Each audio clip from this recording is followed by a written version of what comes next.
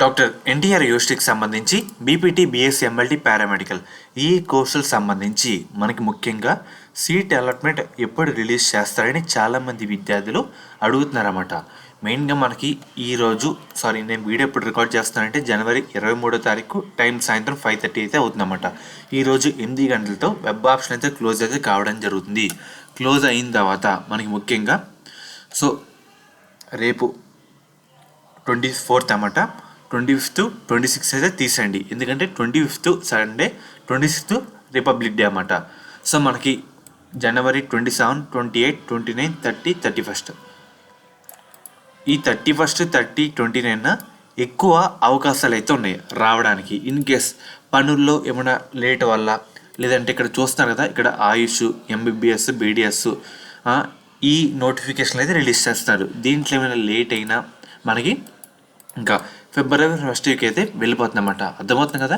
మనకి ఏంటంటే ఇక్కడ మైనస్ పాయింట్ వచ్చేసరికి జనవరి 26, 25 వర్కింగ్లు అయితే ఉండదు యూనివర్సిటీ కూడా, ఎందుకంటే ఒకటి సండే, ఇంకోటి రిపబ్లిక్ డే కాబట్టి.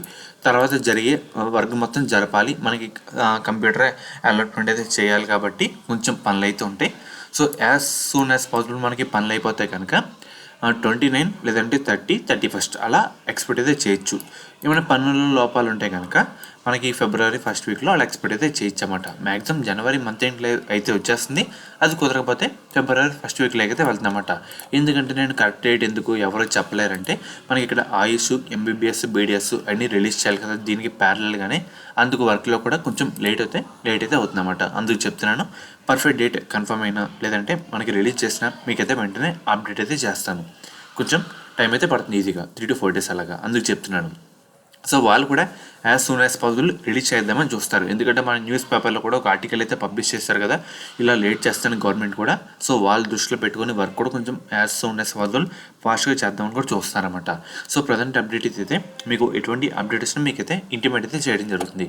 ఫ్రెండ్స్, ఇది ఈరోజు వీడియో. మనకి ముఖ్యంగా శాస్త్ర కాలేజ్ అన్నమాట. ఈ కాలేజ్ కూడా మనకి నెల్లూరులో అయితే ఉంది. వీళ్ళు ప్రొవైడ్ చేసే కోర్సుల విషయానికి వస్తే కనుక బీపీటీ అన్నమాట.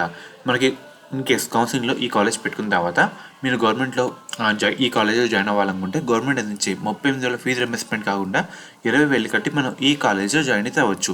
అదే మేనేజ్మెంట్ కోటా కింద 70,000 ఇది అయితే ఉందన్నమాట.